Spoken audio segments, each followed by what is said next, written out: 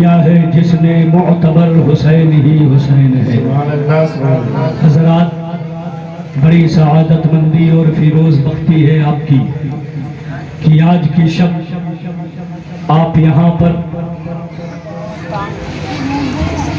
راکب دوش مصطفیٰ صابر جور والجفا نور الدین فاطمۃ الزہرا جگر گوشے علی مرتضیٰ حضرت امام علی مقام سیدنا امام حسین کا ذکر سننے کے لیے اکٹھا ہے۔ حضرات محترم، بہت بہت مبارکباد آپ لوگوں کے لیے، ساتھ ہی ساتھ آپ کی اعلیٰ اور عمدہ قیادت کرنے والی ذات قائد اہل سنت، معمار قوم و ملت حضرت حافظ و قاری۔ دیکھیں گے کہ امام علی مقام صرف یہی نہیں کہ صرف ایک شہزادے ہیں، یہی نہیں کہ مظلوم کربلا ہیں، یہی نہیں کہ آپ نے اسلام کی بقا اور بلندی کے لیے کربلا کے میدان میں یزیدیوں کے عظیم الشان لشکر سے آنکھوں میں آنکھیں ڈال کر مقابلہ کیا ہے، بلکہ آپ ان کی عظمت و فضیلت کو دیکھیں گے تو آپ کو پتہ چلے گا کہ امام علی مقام کوئی اور نہیں بلکہ مصطفیٰ جان رحمت کے دلوں کے چین ہیں۔ ذرا مچل کر بولیں سبحان اللہ۔ نبی اکرم صلی اللہ تعالیٰ علیہ وسلم کے چہیتے ہیں، مصطفیٰ جان رحمت کے لختے جگر ہیں، آقائے کائنات صلی اللہ تعالیٰ علیہ وسلم کے محبوب نظر ہیں۔ مصطفیٰ جان رحمت بہت پسند فرماتے ہیں اور بڑا پیار فرماتے ہیں۔ آپ فرماتے ہیں حسن ابنایا و ابنا ابنتی، اے لوگو یہ جو دو شہزادے ہیں میری بیٹی کے جو دو لختے جگر ہیں، ایک کا نام حسن ہے دوسرے کا نام حسین ہے، یہ صرف یہی نہیں کہ میری بیٹی کے صاحبزادے ہیں حسن ابنایا بلکہ یہ میرے بھی بیٹے ہیں۔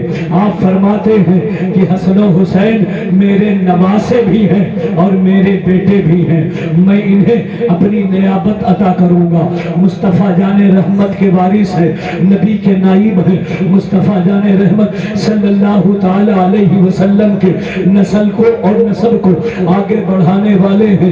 حضرات محترم، امام علی مقام کے لیے صرف یہی نہیں کہ مصطفیٰ جان رحمت نے یہ بشارت دی بلکہ فرماتے ہیں، آقا کے فرماتے ہیں ہما ریحانتی من الجنہ، یہ دونوں جنتی پھول ہیں۔ ذرا مچل کر بولیں سبحان اللہ۔ حسن و حسین یہ جنتی پھول ہیں۔ آگے فرماتے ہیں نبی اکرم صلی اللہ تعالیٰ علیہ وسلم نے فرمایا الحسن والحسین سیدہ شباب اہل الجنہ، حسن و حسین جنتی جوانوں کے سردار ہیں۔ معلوم یہ ہوا کہ جنت میں جو جائے گا وہ حسین کی سرداری میں رہے گا، جنت میں جو رہے گا وہ حسین کے ماتحت رہے گا، جنت میں رہے گا اسے اپنا آقا حسین کو بنانا پڑے گا، جنت میں جو رہے گا اسے امام حسین کو امام ماننا پڑے گا اور کہنا پڑے گا امام المسلمین حسین ہے، امام المسلمین حسین ہے، زبدۃ العارفین حسین ہے، سید الساجدین حسین ہے، زین العابدین حسین۔ نعرے تکبیر، نعرے رسالت، نعرے رسالت، علماء اہل سنت، نعرے تکبیر، نعرے رسالت۔ مائک آپریٹر صاحب تھوڑا سا بیس کم کر دیجئے، مائک آپریٹر صاحب بیس کم کریں۔ درود شریف پڑھیں اللہم صلی علی سیدنا شفیعنا حبیبنا نبینا مولانا محمد معدل الجود والکرم والہ الکرام وابنہ الکریم وامتہ الکریمہ وبارک وسلم صلاة و سلاما علیک یا رسول اللہ، صلاة و سلاما علیک یا حبیب اللہ صلی اللہ تعالی علیہ وسلم۔ حضرات محترم، امام علی مقام میدان کربلا میں تشریف فرما ہے۔ کربلا میں امام حسین ہے، موت بڑی قریب کھڑی ہوئی ہے، آقا حسین کی طرف موت دیکھ کر مسکراتی ہے، امام حسین موت کی طرف دیکھ کر مسکراتے ہیں، گویا کہ موت یہ کہنا چاہتی ہے اے امام حسین کیا تمہیں موت سے ڈر نہیں لگتا؟ تو آقا حسین کا زبان حال میں یہ جواب ہوتا ہے، میاں موت سے ڈرتا وہ ہے جو دنیا دار ہو، موت سے وہ ڈرا نہیں کرتا جو عاشق سید ابرار ہو۔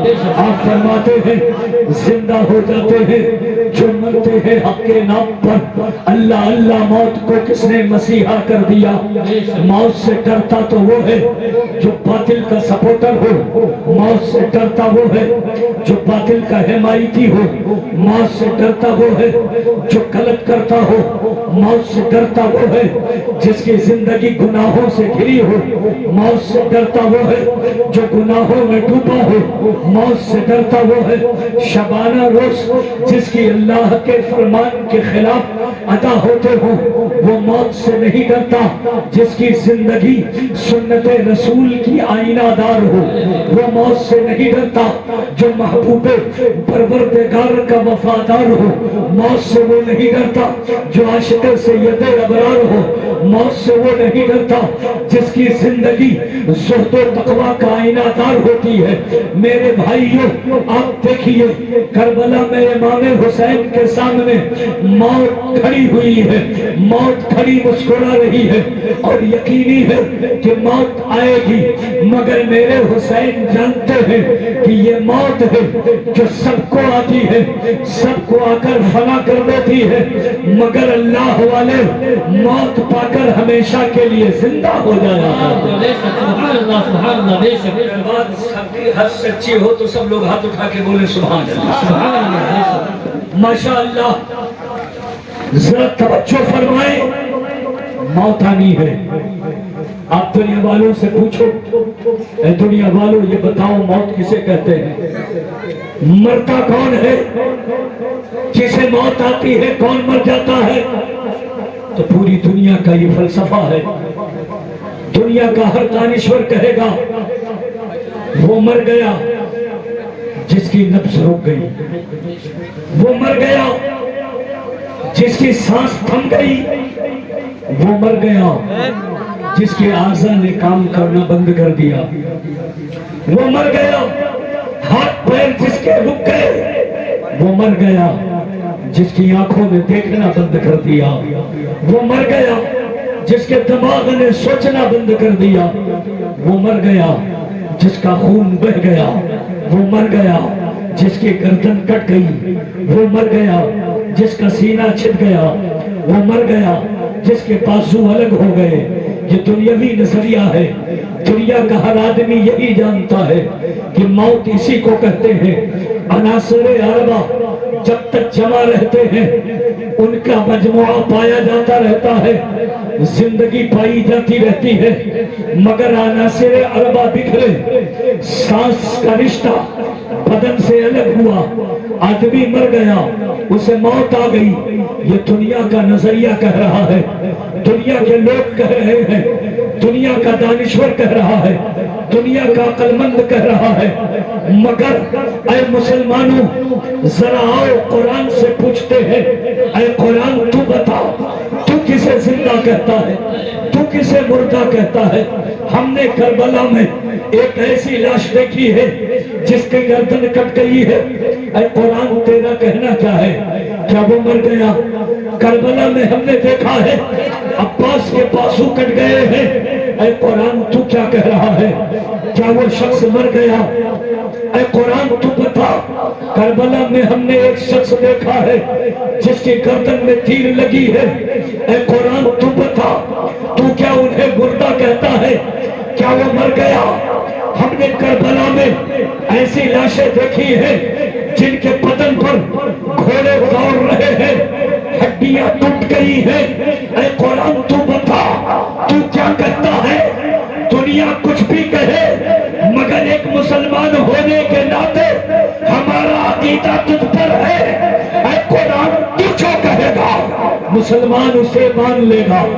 ذرا ہاتھ اٹھا کے سب بولو سبحان اللہ۔ اے قرآن جو تو کہے گا مسلمان اسے تسلیم کر لے گا، اے قرآن تو کہے گا مومن اس پر ایمان لائے گا۔ اے قرآن تو بتا تو کیا کہتا ہے؟ تو قرآن کہتا ہے کہ کٹا ہوا بازو نہ دیکھو، چھدا ہوا سینہ نہ دیکھو، خون و خاک میں تڑپتی ہوئی گلاش نہ دیکھو، گردن کا کٹ جانا نہ دیکھو، نبض کا تھم جانا نہ دیکھو، سانس کا رک جانا نہ دیکھو، یہ دیکھو مرا کیسے ہے۔ اگر دنیا کے لیے مرا ہے تو مر گیا، اگر دین کے لیے مرا ہے تو مر کر جی گیا۔ قرآن بولا وَلَا تَقُولُوا لِمَنْ يُقْتَلُوا فِي سَبِيلِ اللَّهِ أَمْوَاتٌ بَلْ أَحْيَاءٌ وَلَكِنْ لَا تَشْعُرُونَ۔ جو راہ خدا میں مارے جائے وہ مرتے نہیں ہیں، وہ زمین پر رہے تب بھی زندہ ہے، زمین میں چلے جائے تب بھی زندہ۔ نعرہ تکبیر، نعرہ رسالت، ذکر شہدائے کربلا، نعرہ تکبیر، نعرہ رسالت، سبحان اللہ ماشاءاللہ۔ قرآن نے بتایا کہ یہ نہ دیکھو کس طرح مرا ہے بلکہ دیکھو کس کی راہ میں مرا۔ اگر دنیا کی راہ میں مرا مر گیا، اگر دین کے لیے مرا تو مر کر جی گیا۔ قرآن ان کی حیات بتا رہا ہے، ان کی حیات کی گواہی دے رہا ہے، ان کی زندگی کا فلسفہ سمجھا رہا ہے۔ اور آگے فرمایا وَلَا تَقُولُوا، مت کہو، بولو مت، انہیں مردہ مت کہو۔ حضرات محترم، قرآن کہہ رہا ہے جو راہ خدا میں مارے جائیں انہیں مردہ نہ کہو۔ وَلَا تَقُولُوا لِمَنْ يُقْتَلُ فِي سَبِيلِ اللَّهِ أَمْوَاتٌ، جو راہ خدا میں مارے جائیں انہیں مردہ نہ کہو۔ قرآن کہہ رہا ہے نہ کہو، مگر وہابی دو بندی کہتے ہیں کہ نبی مر کر مٹی میں مل گئے، معاذ اللہ رب العالمین۔ آپ دیکھیے کس کا عقیدہ قرآن کے مطابق ہے، کس کا عقیدہ قرآن سے ہٹ کر ہے۔ قرآن کہہ رہا ہے مت کہنا، وہابی کہہ رہا ہے ہم کہیں گے۔ قرآن کہہ رہا ہے مردہ مت بولو، وہابی مردہ کہہ رہا ہے۔ قرآن کہہ رہا ہے انہیں مردہ خیال بھی نہ کرو، وہابی اپنی کتاب میں لکھ رہا ہے امام علی مقام کربلا میں اگر شہید ہوئے ہیں تو دنیا کے لیے نہیں بلکہ دین کے لیے شہید ہیں، راہ خدا میں شہید ہوئے ہیں۔ جب راہ خدا میں شہید ہوئے ہیں تو انہیں نہ مردہ خیال کیا جائے گا نہ انہیں مردہ کہا جائے گا۔ سبحان اللہ، سبحان اللہ۔ بات سچی ہے کہ نہیں؟ سب لوگ بولے سبحان اللہ۔ انہیں مردہ نہ کہو، قرآن کہتا ہے انہیں مردہ نہ کہو، انہیں مردہ نہ سوچو، مگر کچھ لوگ انہیں مردہ کہتے ہیں، امام علی مقام کو مردہ کہتے ہیں، سنیوں سے اعتراض کرتے ہیں اور کہتے ہیں اگر زندہ ہے تو کیسے زندہ ہے، اگر زندہ ہے تو کس طرح زندہ ہے، اگر زندہ ہے تو انہیں کتنا پاور حاصل ہے، اگر زندہ ہے تو انہیں کتنا اختیار ملا ہوا ہے۔ حضرات محترم، وہ سنیوں سے پوچھتے ہیں بتاؤ کیسے زندہ ہے، ان کی زندگی ہمارے سمجھ میں نہیں آ رہی ہے۔ سنو قرآن نے آگے بتایا رہنمائی کی، اے مسلمانوں قرآن پر ہمارا ایمان ہے، قرآن نے کہا ہے ہم نے مان لیا ہے۔ آگے قرآن نے کہا وَلَا بَلْ أَحْيَاءٌ، بلکہ وہ زندہ ہے وَلَكِنْ لَا تَشْعُرُونَ، ان کی زندگی تم سمجھ نہیں سکتے۔ جب قرآن نے کہا کہ ان کی زندگی سمجھ نہیں سکتے تو کوئی مسلمان ان کی زندگی سمجھنے کے چکر میں نہیں پڑتا ہے۔ قرآن نے زندہ کہا، مسلمان نے زندہ مان لیا۔ نعرہ تکبیر، نعرہ رسالت، نعرہ رسالت، فیضان قرآن پاک، فیضان قرآن پاک، مفتی سہیل اختر صاحب اللہ مصباحی، نعرہ تکبیر، نعرہ رسالت، سبحان اللہ۔ امام حسین کربلا کے میدان میں ہیں۔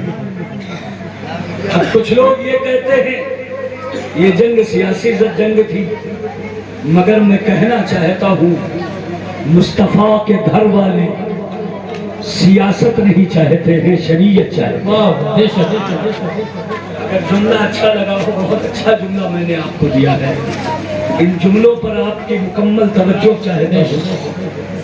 نبی کے گھر والے سیاست نہیں شریعت چاہتے ہیں۔ ذرا سب لوگ بولیں سبحان اللہ۔ نبی کے گھر والے شریعت کے ہوگر ہیں، مصطفیٰ کے گھر والے شریعت کے چاہنے والے ہیں۔ امام علی مقام کربلا میں تشریف لے گئے۔ سیاسی جنگ آلات سے لڑی جاتی ہے، اسلحے سے لڑی جاتی ہے، فوج سے لڑی جاتی ہے، سپاہ سے لڑی جاتی ہے۔ جب سیاست کے لیے آدمی لڑتا ہے تو لڑنے کے لیے انتظام کرتا ہے۔ توجہ ہے آپ کی؟ جب سیاست کے لیے کوئی کہیں پر قبضہ کرنا چاہے، بادشاہت چاہے، حکومت چاہے، سیاست کے لیے جنگ کرنا چاہے تو پہلے وہ بیک گراؤنڈ تیار کرتا ہے، تیاری کرتا ہے، دیکھتا ہے کہ اسلحہ ہے کہ نہیں، فوج ہے کہ نہیں، سامنے والے سے موازنہ ہوتا ہے کہ اس کے پاس کتنے فوجی ہیں، میرے پاس کتنے ہیں، اس کی جنگی اسلحے کتنے ہیں، میرے پاس آلات حرب و ضرب کتنے ہیں، اس کے پاس فوج کتنی ہے، میرے پاس فوج کتنی ہے۔ جب آدمی تخت کے لیے لڑتا ہے، سیاست کے لیے لڑتا ہے، حکومت کرنے کے لیے لڑتا ہے، زندگی مطلوب ہوتی ہے، زندگی محبوب ہوتی ہے۔ اگر زندگی ہی نہ رہی تو تخت کس کام کا، اگر زندگی ہی نہ رہی تو تاج کس کام کا، اگر زندگی ہی نہ رہی تو حکومت کس کام کی، اگر زندگی ہی نہ رہی تو بادشاہت کس کام کی۔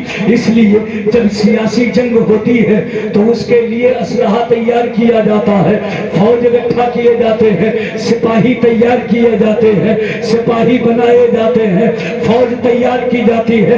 سامنے والے سے کا مقابلہ کرنے کے لیے کم سے کم اتنی فوج ضرور ہو کہ اس سے مقابلہ کر سکے۔ اگر سیاست کے لیے جنگ ہو تو ہزاروں کے لیے 72 نہیں جاتے۔ توجہ ہے آپ کی؟ اگر جنگ سیاسی ہو تو جنگ کرنے کے لیے چھوٹے چھوٹے بچے نہیں جاتے۔ اگر جنگ سیاسی ہو تو لڑائی کرنے کے لیے جنگ میں خواتین نہیں جاتی۔ امام حسین وہاں سیاست کے لیے نہیں، اگر سیاست کے لیے لڑنا ہوتا تو اپنے نام پر فوج اکٹھا کرتے۔ بہت سے آپ کے جانشین تھے جو آپ کے نانا کا کلمہ پڑھتے تھے، آپ سے محبت رکھتے تھے، علی مرتضیٰ کے شیدائی تھے، آپ کے کہنے سے دور کہیں فوج اکٹھا ہوتی، اسلحہ اکٹھا ہوتا، جنگ و حرب کی تیاری کی جاتی۔ جب سیاست کے لیے جنگ کی جاتی ہے تو جیتنے کے لیے اور تخت حاصل کرنے کے لیے کمانڈر اور فوج اکٹھا کی جاتی ہے۔ اور جب بات شریعت پر آئے تو وہاں سسٹم نہیں دیکھا جاتا، فوج نہیں دیکھا جاتا، دفاع کے لیے اٹھ کھڑے ہو جایا جاتا ہے۔ جان رہے یا نہ رہے یہ نعرہ دیا جاتا ہے، جو جان مانگو تو جان دیں گے، جو مال مانگو تو مال دیں گے، مگر یہ ہم سے نہ ہو سکے گا۔ نبی کا جاؤ گئے تھے،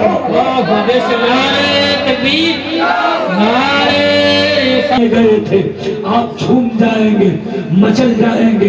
اور امام حسین نے شریعت بچا بھی لی، اس لیے کہ یہ گھرانہ کبھی حکومت کی پرواہ نہیں کرتا، بلکہ جب پرواہ کرتا ہے تو شریعت کی کرتا ہے۔ اگر اس گھرانے کو حکومت کی پرواہ ہوتی تو حضرت علی ہے، شیر خدا ہے، فاتح خیبر ہے، داماد پیغمبر ہے، ان کا لقب شیر خدا ہے۔ اکیلے کئی ہزار فوج پر بھاری ہوتے تھے، جدھر نکل جاتے تھے صفیں تتر بتر ہو جاتی تھی۔ آپ کا عالم یہ تھا کہ جدھر رخ کر دیتے تھے دشمن ادھر بھاگتے نظر آتے تھے۔ ہر جنگ میں مخالفین صرف علی کو روکنے کی تیاری کرتے تھے، آدھی فوج ان کی پوری فوج کے مقابل آتی اور آدھی فوج کو علی کے ارد گرد فیلڈنگ لگا دی جاتی۔ علی کو روکنے کے لیے بڑے بڑے چھٹے چھٹے पहलवान, बड़े बड़े सूरमा इकट्ठा किए जाते थे। उन्हें यह काम दिया जाता था कि तुम अली को रोको। उन्हें मालूम था अगर अली रुक गए तो इस्लाम रुक जाएगा, अगर अली ठहर गए तो शरीयत ठहर जाएगी, अगर अली को रोक लिया तो मुसलमानों को रोक लिया। इसलिए अली को रोको। मगर किसमें हिम्मत है कि अली को रोके? जब अली चलते हैं तो निदा उठती है, लश्कर शाह मर्दा शीरे यस्ता कुव्वत परवरदिगार, ला फतह इल्ला अली, ला सैफ इल्ला जुल्फ। नारे तकबीर, नारे रिसालत, नारे रिसालत, ज़िक्र शुहदाए करबला, उलमाए अहले सुन्नत, नारे तकबीर, नारे रिसालत। बात आई है, सुनिए, ये हजरत अली है, इतने बड़े बहादुर, इतने बड़े बहादुर की लक़ब है शेरे खुदा। खैबर को उखाड़ने वाले, बाबे खैबर को अपने हाथों में नचाने वाले। जरा मचल कर बोले सुभान अल्लाह। इस्लाम की जो पहली जंग हुई जिसको जंगे बद्र कहा जाता है, हजरत अली भी उसमें है। 27 कुफ्फार मारे गए, उन 27 में 14 को अकेले अली ने मारा। सुभान अल्लाह। तारीख की ऐसी ऐसी बातें मैं आपके हवाले करूंगा कि इंशाअल्लाह आपका ईमान ताज़ा हो जाएगा। 27 मुखालिफ पार्टी से 27 मारे गए, उन 27 में 14 हजरत अली ने अकेले मारे। 14 गुना 28 होता है। बोलो होता है कि नहीं होता? आपकी तवज्जो है, मगर आधे से भी ज्यादा परसेंट, आधा पूरी फौज ने मारा, आधा अली ने अकेले मारा।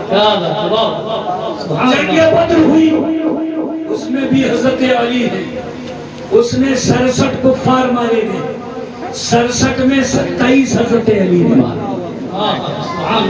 अकेले अली ने।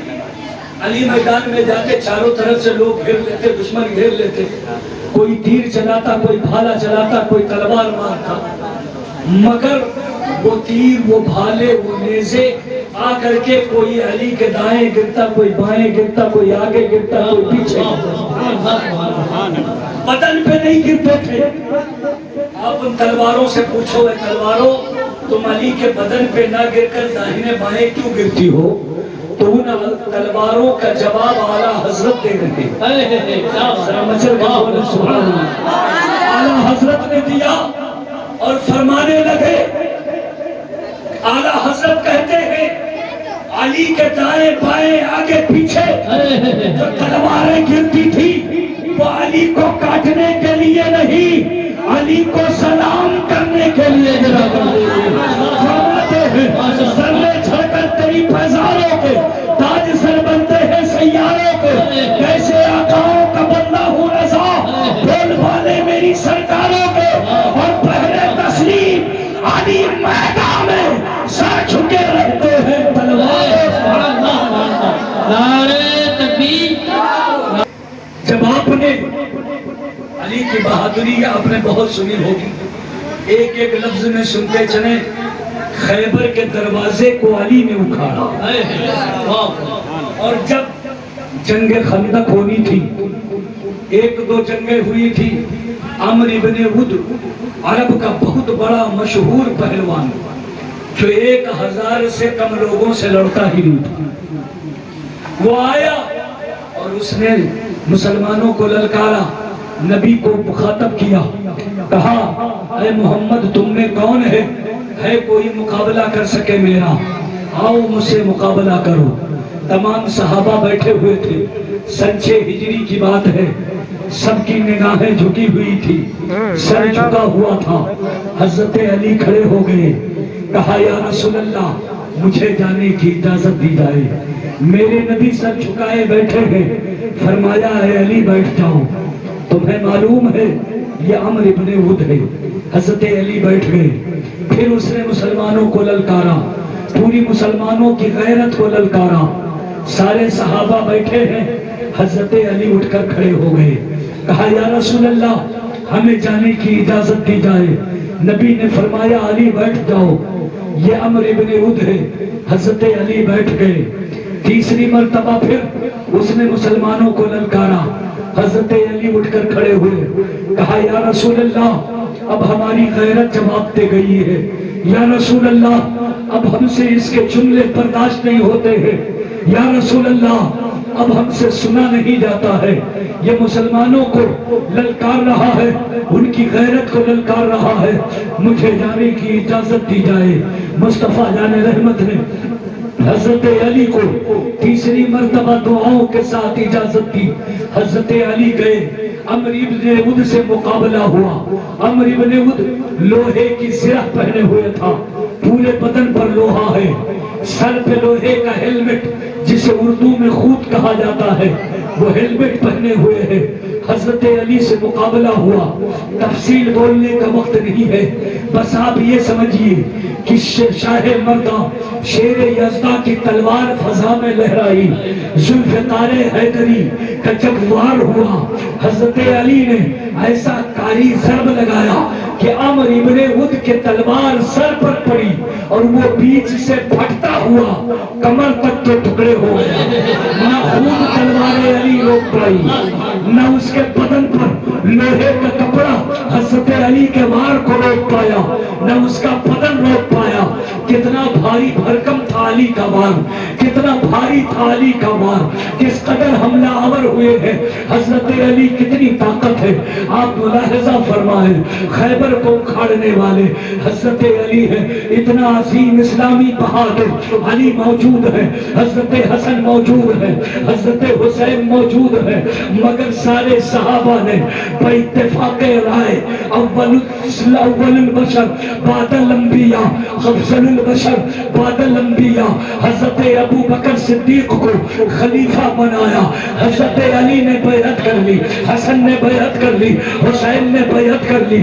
پتہ چلا کہ علی کے گھر والے حکومت نہیں شریعت چاہتے ہیں, یہاں شریعت مل رہی ہے تو بیعت کر رہے ہیں. کربلا میں یزید کے پاس شریعت نہیں ہے تو تنہا حسین ہے مگر بیعت نہیں کرتا. نعرے تکبیر, نعرے رسالت, نعرے رسالت, ذکر شہدائے کربلا, مفتی سہیل اختر صاحب قبلہ, نعرے تکبیر, نعرے رسالت. حضرت علی موجود ہیں, عمر کی بیعت ہو رہی ہے, حضرت علی بیعت کر رہے ہیں, عثمان کی بیعت حضرت علی کر رہے ہیں. معلوم یہ ہوا خلفائے ثلاثہ کی بیعت حضرت علی نے کی ہے, حضرت حسن نے کی ہے, حضرت حسین نے کی ہے. جتنی بیعتیں علی نے کی ہیں پتہ چلا جب علی نے کی ہے تو وہ بیعتیں برحق ہیں. اسی لیے خلیفہ اول صدیق اکبر ہیں, خلیفہ دو حضرت عمر ہے, خلیفہ سولم حضرت عثمان ہے, حضرت علی خلیفہ چہرم ہے. حضرت علی خلیفہ ہوئے, آپ کے بعد حضرت حسن خلیفہ ہوئے. آپ حضرت حسن نے اپنی خلافت حضرت امیر معاویہ کو دی, خلافت سے دستبرد ہو گئے. اور سن 60 ہجری میں جب حضرت امیر معاویہ کا انتقال ہوا, یزید تخت پر بیٹھا, اب حضرت حسین تنہا ہے, حسین کے ساتھ ان کے داہنے پاسو حضرت حسن بھی نہیں ہے, حضرت علی کی بھی شہادت ہو چکی ہے, حضرت حسین تنہا ہے. مگر یزید نے جب بیعت پر آپ کو مجبور کیا تو آپ نے انکار کیا اور فرمایا اے یزید اور یزیدیے, تم حسین کا سر لے سکتے ہو, بیعت نہیں لے سکتے. دنیا کے سب یزیدی اسی غم میں مر گئے, سر مل گیا حسین کا, بیعت نہیں لی. امام علی مقام نے کربلا میں پہنچ کر اتمام حجت فرمایا. 3 مرتبہ آپ نے خطبہ دیا. ایک خطبہ جنگ سے پہلے یزیدی فوج کے سامنے آپ نے خطبہ دیا. دوسرا خطبہ جب آپ علی اصغر کو لے کر میدان میں گئے اس وقت آپ نے خطبہ دیا. تیسرا خطبہ جب آپ جنگ کرنے کے لیے گئے, جام شہادت نوش کرنے کے لیے گئے, اس وقت بھی آپ نے خطبہ دیا تھا. اس خطبے میں آپ نے اللہ کی حمد بیان کی, رسول پر درود بھیجا. اس کے بعد فرمایا اے یزیدیو کیا تمہیں معلوم ہے میں کون ہوں؟ فرمایا یقیناً تم جانتے ہو مگر میں اپنے منہ سے بتا کر اتمام حجت کر رہا ہوں. آپ نے فرمایا انا حسین ابن علی، میرا نام حسین ہے، میں علی کا بیٹا ہوں. آپ نے فرمایا انا ابن بنت رسول اللہ، میں رسول اللہ کا نواسا ہوں. آپ نے فرمایا انا ابن فاطمہ الزہرا بنت رسول اللہ، میں حضرت خاتون جنت کا بیٹا ہوں، میری ماں کا نام فاطمہ ہے. یہ بات آپ بار بار اس لیے کہہ رہے ہیں تاکہ بعد میں کوئی یہ نہ کہے کہ حسین کے قاتل بھی تو نماز پڑھتے تھے، نماز کی بنیاد پر انہیں مسلمان سمجھا جائے. وہ بھی قبلہ کی طرف منہ کر کے نماز پڑھتے تھے، انہیں بھی برا بھلا نہ کہا جائے، انہیں بھی حق پر جانا جائے. کل کوئی یہ نہ کہے کہ وہ انجانے میں رسول اللہ کے نواسے کے قاتل ہوئے. کل کوئی یہ نہ کہے کہ وہ بھی قرآن پڑھتے تھے، وہ بھی تسبیح پڑھتے تھے. میرے حسین نے یہ خطبہ دے کر اتمام حجت کر دیا اور بتا دیا اے دنیا والے صرف یہ نہ دیکھنا نماز پڑھتے تھے بلکہ دیکھ لینا نماز کے ساتھ اہل بیت کی محبت تھی کہ نہیں تھی، دل میں ان کا احترام تھا کہ نہیں تھا، رسول اللہ کے شہزادوں کا احترام تھا کہ نہیں تھا. اے میرے بھائیوں ذرا سنو، سوچو، غور کرو کیسے وہ امتی ہیں جو نبی کا کلمہ پڑھتے ہیں مگر شرم نہیں آتی. ان کی تلواریں اولاد رسول کے خون کی پیاسی ہے، کلمہ مصطفیٰ کا پڑھتے ہیں مگر مصطفیٰ کے شہزادوں سے جنگ لڑتے ہیں. کلمہ نبی کا پڑھتے ہیں مگر مصطفیٰ کے پیاروں کے خون کے پیاسے ہیں. کلمہ نبی کا پڑھتے ہیں مگر نبی کا چمن اجاڑنے پہ تلے ہوئے ہیں. کلمہ نبی کا پڑھتے ہیں مگر نبی کے گھر والوں کو شہید کر رہے ہیں. مصطفیٰ کے چمن کو، خاتون جنت کے چمن کو اجاڑنے پر آمادہ ہے. حضرت محترم معلوم یہ ہوگا کہ ہر کلمہ پڑھنے والا حسینی نہیں ہے، کچھ یزیدی بھی ہیں، کل بھی تھے اب بھی ہے، کل بھی جو صرف کلمہ پڑھتے تھے، نماز پڑھتے تھے، حج کرتے تھے، روزہ رکھتے تھے، قرآن پڑھتے تھے، دل حسین کی محبت سے خالی تھا، وہ کل بھی یزیدی تھے، آج بھی دل کا دل خالی ہے، وہ آج کے یزیدی ہیں. نعرہ تکبیر، نعرہ رسالت، ذکر شہدائے کربلا اور نعرہ اہل سنت، نعرہ تکبیر، نعرہ رسالت. سبحان اللہ. محترم کبھی بھی حسینی کا سمجھوتا یزیدی سے نہیں ہو سکتا. حسین نے یزید سے نہیں کیا تو کوئی حسینی یزیدی سے بھی نہیں کرے گا. حضرات امام علی مقام میدان کربلا میں ہے، موت کھڑی ہے، یزیدی کہہ رہے ہیں اے حسین بھی بیعت کر لو. حسین نے کہا نہیں، حسین جھکنے کے لیے نہیں آیا ہے، کیونکہ بات صرف حسین کی ہوتی تو حسین اتنا خسارہ، اتنا نقصان برداشت نہ کرتا، حسین جھک جاتا. مگر یہاں حسین تنہا حسین نہیں ہے بلکہ حسین ترجمان شریعت محمدی ہے. ذرا مچل کر بولے سبحان اللہ. حسین تنہا حسین نہیں ہے، صدیق کی صداقت کا علم بردار ہے. حسین تنہا حسین نہیں ہے، عمر کی عدالت کا خوگر ہے. حسین تنہا حسین نہیں ہے، عثمان کی سخاوت کا پیکر ہے. حسین تنہا حسین نہیں ہے، شریعت محمدی کا ایک عظیم ترجمان اور لیڈر کی حیثیت سے ہے. اگر حسین جھکیں گے تو شریعت کا عالم جھکے گا، اگر حسین جھکیں گے نبی کے دین کا وقار جھکے گا، اگر حسین جھکیں گے شریعت محمدی جھکے گی. اس لیے کٹنا تو گوارا ہے، جھکنا گوارا نہیں، کیونکہ حسین جانتے ہیں اگر جھکیں گے تو شریعت جھک جائے گی، اگر کٹیں گے تو شریعت بچ جائے گی۔ ذرا سب لوگ بولیں سبحان اللہ۔ یزیدیوں نے کہا اے حسین تمہیں قتل کر دیا جائے گا، تمہارا سر کاٹ لیا جائے گا۔ حسین بولے میاں سر بچانے ہی کون آیا ہے، ہم سر بچانے نہیں شریعت بچانے آئے۔ سر نہیں شریعت بچانے کے لیے آئے ہیں۔ اور دنیا نے دیکھا کہ قتل حسین اصل میں مرگ یزید ہے، اسلام زندہ ہوتا ہے۔ ہر کربلا کے بعد حسین نے شریعت بچائی، حسین نے دین بچایا۔ حضرات محترم اگر حسین نے قربانی نہ دی ہوتی، امام حسین شہید نہ ہوئے ہوتے، اگر مولا حسین کی شہادت نہ ہوئی ہوتی تو دین کا وقار مجروح ہو جاتا۔ ہر ایرا غیرہ شرابی فاسق بدبخت آتا نبی کے مسلح پہ کھڑا ہو جاتا، جواری جوا کھیلتا، جوا کا اڈا چلاتا، نبی کے مسلح پہ کھڑا ہو جاتا، فاسق فسق کرتا، نبی کے مسلح پہ امامت کرتا اور کہتا حسین نے نبی کا مسلح یزید کے حوالے کیا تھا۔ یزید شرابی تھا، یزید جواری تھا، یزید فاسق تھا، یزید فاجر تھا۔ دنیا کا ہر فاسق و فاجر رسول اللہ کے مسلح پہ کھڑے ہونے کی کوشش کرتا، مگر حسین نے شہادت پیش کر کے مسجد کے محراب کو، مسجد کے منبر کو، نبی کے مسلح کو بچا لیا۔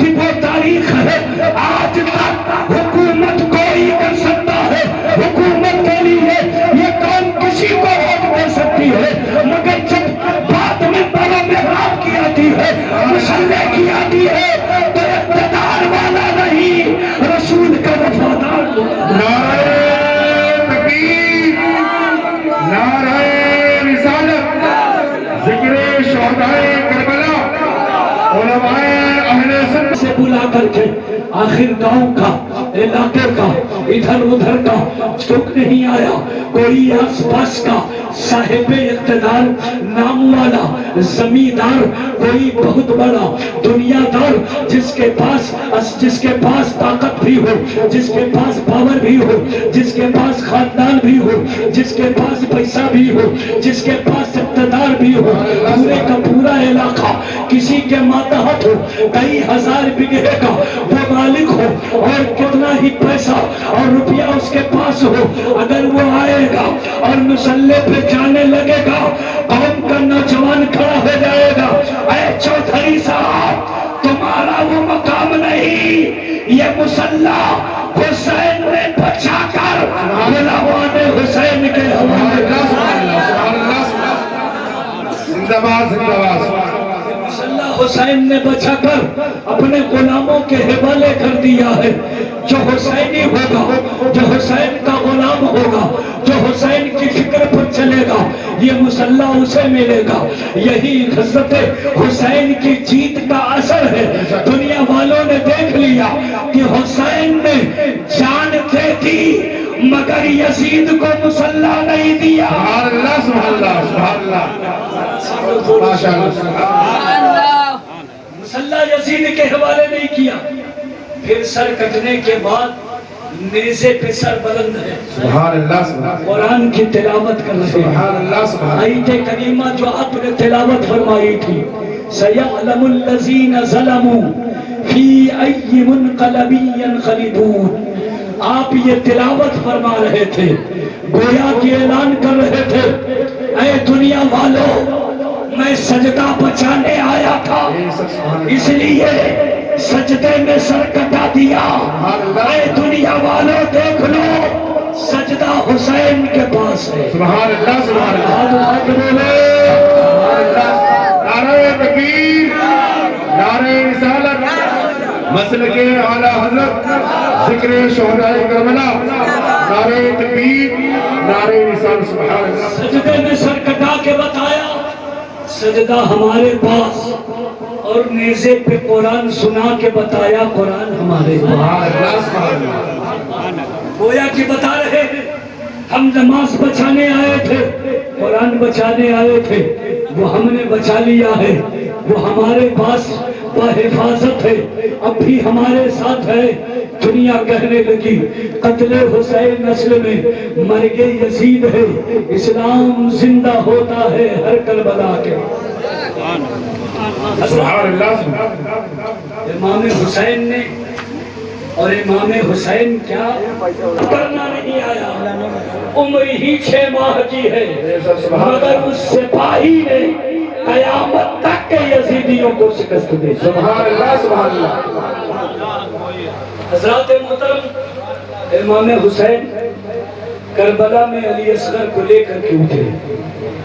آپ کیا سمجھتے ہیں حسین پانی مانگنے گئے تھے؟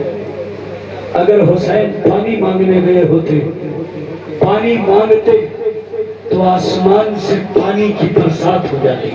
سبحان اللہ۔ اگر حسین پانی مانگتے تو زمین سے چشمے ابل پڑتے۔ اگر حسین پانی مانگتے تو سورج پانی لے کے آ جاتا۔ حسین پانی مانگنے نہیں، یزیدیوں کو پانی پلانے گئے۔ سبحان اللہ۔ علی اصغر میدان کربلا میں اترے ہیں، یزیدیت کی تربت میں آخری کیل ٹھوکنے کے لیے اترے۔ سبحان اللہ۔ ہر جنگ کے کچھ قانون ہوتے ہیں، سمجھدار لوگ یہاں بیٹھے ہیں، پڑھے لکھے افراد بیٹھے ہیں۔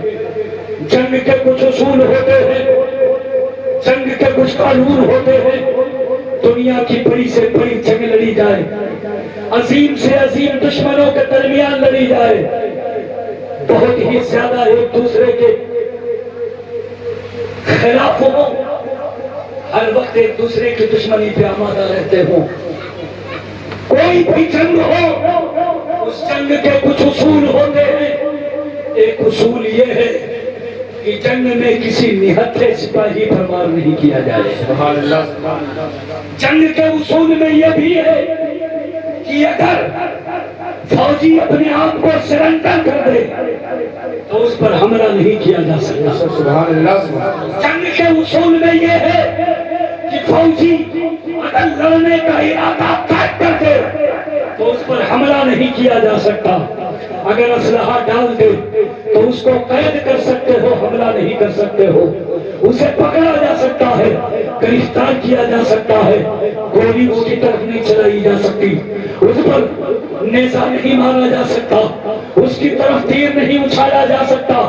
یہ رولز ہے، یہ قانون ہے، یہ اصول ہے، یہ لا ہے جنگ کے۔ جو آدمی جو فوجی نہتھا ہو، لڑنے کا ارادہ نہ ہو، خود کو سرنڈر کر دے یا اپنے ہاتھ کھڑے کر دے، اس پر حملہ نہیں ہوگا۔ مگر علی اصغر میدان کربلا میں اترے ہیں، یزیدیت کی ظلم کی انتہا اور ان کی بربریت کی تابوت میں آخری کیل ٹھوکنے، تاکہ دنیا پوچھے اے یزیدیو، اصغر کے ہاتھ میں کون سی تلوار تھی جو تم نے حملہ کیا؟ اصغر نے لڑنے کا ارادہ کہا ظاہر کیا تھا تو تم نے حملہ کیا۔ اصغر کے اوپر تم نے تیر کیوں چلایا؟ تم نے نیزہ کیوں اچھالا؟ تم نے حملہ کیوں کیا؟ جب اصغر نے تم سے لڑائی کا ارادہ نہیں کیا تو تم نے اصغر کا قتل کیوں کیا؟ اصغر پر حرملہ کا تیر چلانا پوری تاریخ میں یزیدیت کی شکست ہے۔ اصغر نے بغیر ہتھیار اٹھائے پورے یزیدیوں کو نعرہ تکبیر، نعرہ رسالت، ذکر شہدائے کربلا، علماء اہل سنت، مسلک اعلیٰ حضرت، نعرہ تکبیر، نعرہ رسالت۔ سبحان اللہ سبحان اللہ۔ اصغر نے حسین کے 6 ماہ کے سپاہی نے نہ صرف اس دور کے بلکہ قیامت تک کے یزیدیوں کو ہرا دیا ہے۔ حسین نے جو پیغام دیا تھا، حضرات جب ظلم ہو رہا ہو، جب آپ نہتھے ہو، جب آپ کمزور ہو، تو امام حسین کی زندگی دیکھو، کربلا سے درس عبرت حاصل کرو۔ حسین نے کمزوروں کو جیتنا سکھایا ہے، مظلوموں کو جیتنا سکھایا ہے۔ امام حسین نے بتا دیا اے دنیا والو، حق کو مٹایا نہیں جا سکتا، حق کو دبایا جا سکتا ہے، مٹایا نہیں جا سکتا. جو چیز کبھی ہوتی ہے وہ کبھی نہ کبھی ابھر جاتی ہے. امام حسین ابر تھے, انہیں شہید کر دیا گیا, ان کے بیٹوں کو شہید کر دیا گیا, بھتیجوں کو شہید کیا گیا, بھائیوں کو شہید کیا گیا, علی اکبر کو شہید کیا گیا, علی اصغر کو مارا گیا, حضرت عباس کو مارا گیا, مگر امام حسین حق پر ہے. بتا رہے ہیں اے یزیدیو, تم کیا سمجھتے ہو ہمارے خاندان کو مارنے سے حسینیت مٹ جائے گی؟ نہیں نہیں, قیامت تک کے لیے حسینیت زندہ ہو رہی ہے. حسینیت مشن زندہ ہے, حسینیت زندہ رہے گی. جب تک حسین کا قانون زندہ ہے تب تک حسینیت زندہ رہے گی. آپ نے بتایا حق کو دبایا جا سکتا ہے, مٹایا نہیں. کبھی چیز ہمیشہ ابھرتی ہے, اسی لیے کہا جاتا ہے قتل حسین اصل میں مرگ یزید ہے, اسلام زندہ ہوتا ہے ہر کربلا. نعرہ تکبیر, نعرہ رسالت, ذکر شہداء کربلا, علماء اہل سنت, مسلک اعلیٰ حضرت, فیضان حضور تاج شریعہ, فیضان حضور گلزار ملت, نعرہ تکبیر, نعرہ رسالت. سبحان اللہ. آپ کی توجہ چاہتا ہوں, آپ غور فرمائیں. امام حسین نے پوری دنیا کی یزیدیت کی تربت میں کیل ٹھوک دی تھی. امام حسین نے یزیدیت کو مارا تھا, ظلم کو مارا تھا. اگر آقا حسین شہید نہ ہوتے, آپ بارگاہ امام پہ یہ سوال کریں مولا امام کہیں چھپ جاتے, آپ کو شہید ہونے کی کیا ضرورت تھی؟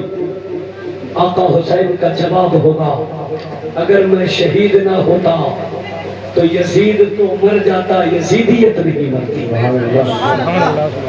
ہر دور میں جہاں جہاں ظلم ہوگا وہاں وہاں یزیدیت ہوگی, جہاں جہاں صبر ہوگا وہاں حسینیت. سبحان اللہ. سبحان اللہ. ہاتھ اٹھا کے بولے سبحان اللہ. کوئی اقتدار میں آ جائے, کوئی پاور میں آ جائے, کوئی طاقت میں آ جائے اور اس بنیاد پر سوچے کہ ہم کسی کو مٹا دیں گے, یہ اس کا خواب ہے.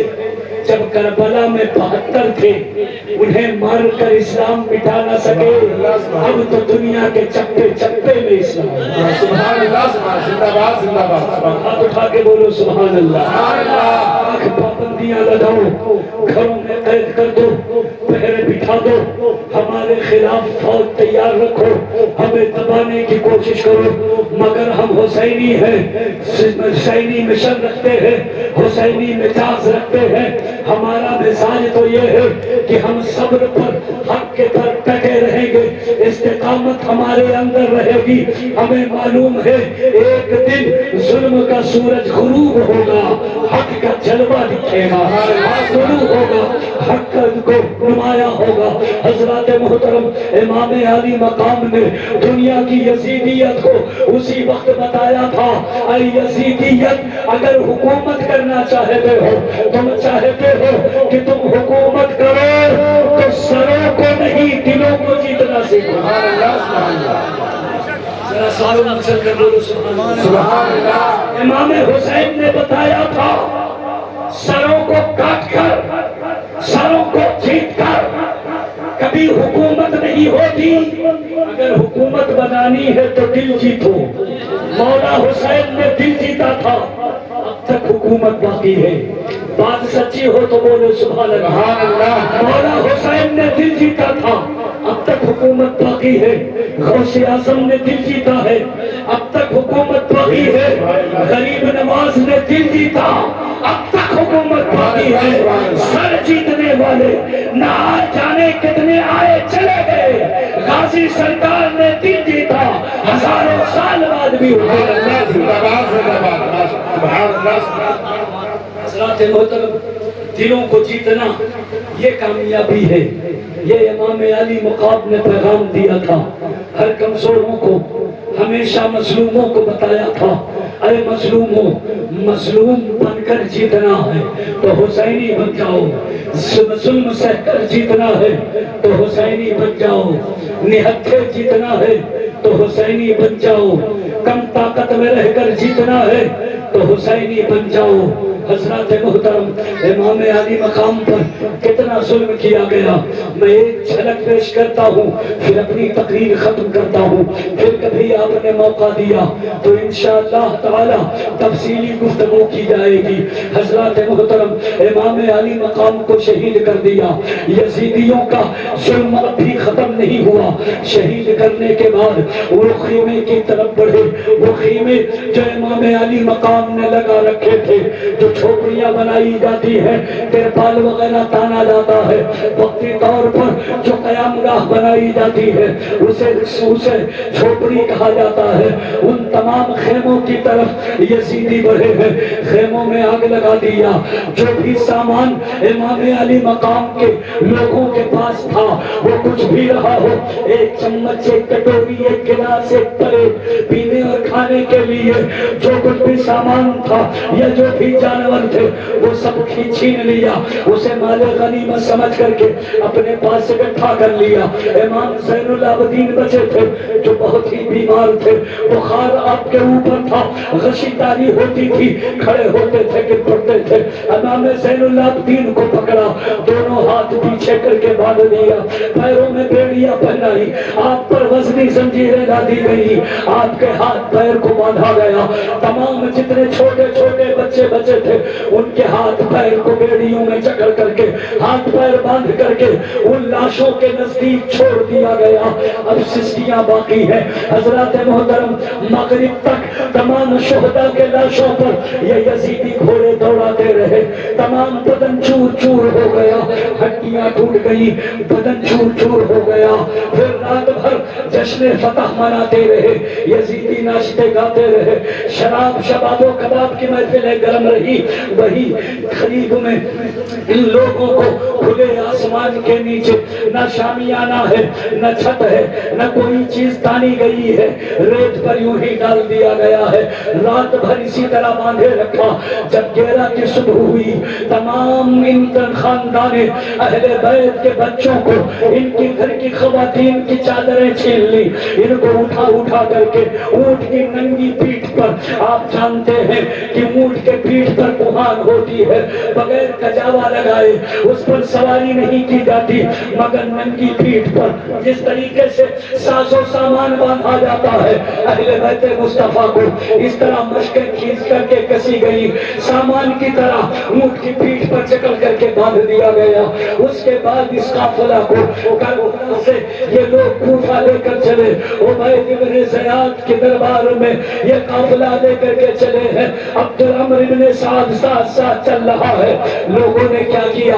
شہداء کی سروں کو پھالوں کے اندر لگا لگا کر کے آسمان کی طرف بلند کر لیا، ان سروں کو اوپر اٹھایا اور اس کو لے کر کے ڈھول تاشا تماشا کرتے ہوئے، گانا بجانا بجاتے ہوئے وہ سب چلے تاکہ بھیڑ لگے، لوگ آئے دیکھیں اور ان کو دکھاتا کر کے کہتے تھے یہ دیکھو یہ باغیوں کے سر ہیں، انہیں پہچان لو، دیکھ لو، جو یزید کے خلاف بولے گا اس کا انجام یہی ہوگا، جو یزید کے خلاف آواز اٹھائے گا اس کا انجام اس سے بدتر ہوگا۔ حضرات محترم، شمر ذوالجوشن آیا عمر بن سعد کے پاس اور کہنے لگا اے عمر بن سعد، حسین کو ہم نے شہید کیا تھا، حسین کو ہم نے مارا تھا، تم نے سب کو سر بانٹ دیے، ہمارے حصے کا سر کہاں ہے؟ ہمارے حصے کا سر لاؤ، ہم عبید بن زیاد کی بارگاہ میں خالی ہاتھ نہیں جائیں گے، ہم نے بھی سر کاٹا ہے، ہمیں سر چاہیے۔ عمر بن سعد نے کہا جو جس نے لے لیا ہے واپس لینے میں فوج میں بغاوت ہو جائے گی۔ جب شمر ذوالجوشن نہیں مانا تو عمر بن سعد نے کہا ڈھونڈو ڈھونڈو، یہی خیمے کے آس پاس تمام لاشوں کو حسین رضی اللہ تعالیٰ نے دفنایا نہیں تھا، مگر علی اصغر کی لاش کو حسین نے دفن کر دیا تھا۔ کہا دیکھو یہی کہیں تباہ ہوگا، تم اپنے حصے کا سر لے لو. زمین پہ بھالا مارنے لگے, زمین میں بھالا گڑانے دھسانے لگے, حضرت علی اصغر کی لاش کو ڈھونڈنے لگے. ایک وقت آیا کہ بھالا حضرت علی اصغر کے سینے میں پیوست ہو گیا, اور جب زمین سے نکالا تو علی اصغر کی پوری لاش 6 ماہ کا وجود مسعود اس بھالے میں ٹنگ کر کے باہر نکل آیا. تمام شہداء کے سر جا رہے ہیں بھالوں پہ بلند ہو کر, مگر علی اصغر کا وجود نازنین بھالوں پہ بلند ہو کر جا رہا ہے. اللہ اکبر. ذرا سوچو اور تصور کرو, آپ کے گھر کے لاشوں کی بے حرمتی ہو, اس طریقے سے جلوس نکالا جائے اور اس طریقے سے نیزوں پہ سر بلند کیا جائے, کیا خیال ہوگا؟ حضرات 6 ماہ کے بچے کو بھالوں کے اوپر اچھالا جا رہا ہے, لے کر چل رہے ہیں. تماشا دیکھنے والے تماشا دیکھتے ہیں, اتنے میں کیا دیکھتے ہیں؟ حضرت امام حسین نے قرآن کی تلاوت شروع کر دی. آپ پوچھیں گے آقا حسین آپ نے نیزے پہ قرآن کیوں پڑھا؟ تو حسین کا جواب ہوگا ہمارے گھر کی خواتین جو کہ اونٹ پر بدی ہوئی تھی ان کی پردے کی بے حرمتی ہو رہی تھی, اس لیے میں نے تلاوت شروع کر دی تاکہ جب تعجب والی بات لوگ دیکھیں تو ادھر متوجہ ہو جائے اور کہیں دیکھو دیکھو کٹا ہوا سر قرآن پڑھ رہا ہے اور گھر کی عزت ہے. نعرہ تکبیر, نعرہ رسالت, جشن شہداء کربلا, ذکر امام حسین, نعرہ تکبیر, نعرہ رسالت. سبحان اللہ. حضرات محترم ذرا توجہ فرمائیں, امام علی مقام نے ایسے حال میں بھی اپنے گھر والوں کے پردے کا اہتمام کیا اور ذہن دے دیا کہ آپ کا وجود بھی باقی نہ رہ جائے, مگر آخری دم تک آپ بھی اپنے گھر میں پردے کا اہتمام کرنا, پردے کا خیال کرنا, پردے کا لحاظ کرنا.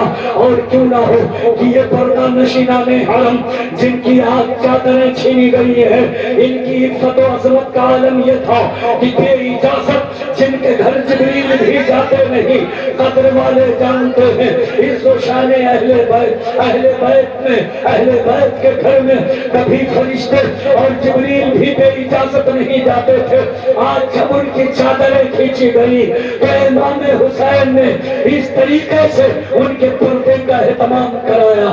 حضرات محترم جب یہ قافلہ دمشق میں جا رہا تھا, ایک صحابی رسول کو معلوم ہوا کہ یہ قافلہ یزید کی بارگاہ میں باب الساعہ سے اندر داخل ہوگا. وہ صحابی رسول وہاں ٹھہر گئے اور ٹھہرنے کے بعد کھڑے ہو کے قافلہ کا انتظار کرنے لگے. قافلہ آ رہا ہے, حضرات وہ صحابی کھڑے ہیں. جب قافلہ گزرنے لگا حضرت سکینہ کے قریب وہ صحابی رسول گئے اور کہا ہے بیٹی تم فاطمہ کے لخت جگر ہو, فاطمہ کی گلشن کی گلی ہو, بتاؤ تو صحیح تم اہل بیت مصطفیٰ ہو, میں تمہارے کچھ کام آ سکتا ہوں, تمہاری کوئی مدد کر سکتا ہوں, میں نے تمہارے نبی کا کلمہ پڑھا ہے, بہت عقیدت ہے, مگر یزید کے ہاتھ سے مجبور ہے, یزید کے ظلم سے مجبور ہے, کھل کر حمایت نہیں کر سکتے. اے بیٹی بھوک لگی ہو تو میں آس پاس کسی ہوٹل سے کھانا لا دوں, بیٹی پیاس لگی ہو تو بتاؤ میں تمہارے لیے پانی کا انتظام کر دوں, بتاؤ میں ان یزیدیوں سے, یزید کے لشکریوں سے, ان کے سپاہیوں کو کچھ پیسہ دے کر تمہارے ہاتھ پیر کی بندش کو ڈھیلا کرا دوں تاکہ اتنی زیادہ تکلیف نہ ہو. حضرت سکینہ نے اس وقت جو جواب دیا تھا آپ سنیے, ہماری مائیں بہنیں سنیں اور عبرت حاصل کریں, درس حاصل کریں. کربلا کے میدان سے حضرت سکینہ نے کہا تھا بابا ہمیں اور تو کوئی ضرورت نہیں ہے, مگر جب ہم پر ان نامحرموں کی نگاہ پڑتی ہے بڑی شرم آتی ہے, بڑی تکلیف ہوتی ہے, غیرت سے نگاہیں جھک جاتی ہے, کلیجہ منہ کو آتا ہے, نگاہیں جھک جاتی ہے, شرم سے کٹ مرتی ہو, شرم سے گڑ جاتی ہو. اے بابا اگر کچھ ہو سکے تو انتظام یہ کروا دے کہ ان یزیدیوں سے کہیں کہ بابا کا سر یہ آگے آگے لے کر کے چلے, پیچھے اب خود چلے, اور ہم خواتین حرم, پردہ نشینان حرم جن اونٹنیوں پر ہیں ان کو قافلے میں سب سے پیچھے کر دے. حضرات محترم حضرت سعید ابن مسیب وہ صحابی رسول ہے، 10,000 درہم آپ نے اس قافلے کے اس سپاہی کو دیا اور کہا اپنی یہ ترتیب کر دو اور اس طرح یہ 10,000 لے لو، مگر خواتین کے اونٹ کو لشکر میں ایک دم پیچھے کر دو یا بیچ میں کر دو تاکہ ہر لینے کی نظر ان خواتین پر نہ پڑے۔ حضرت سعید ابن مسیب نے 10,000 دینار دے کر یہ کام کیا تھا۔ میرے بھائیوں، حضرت سکینہ نے ایسی مشکل گھڑی میں کیا پیغام دیا تھا؟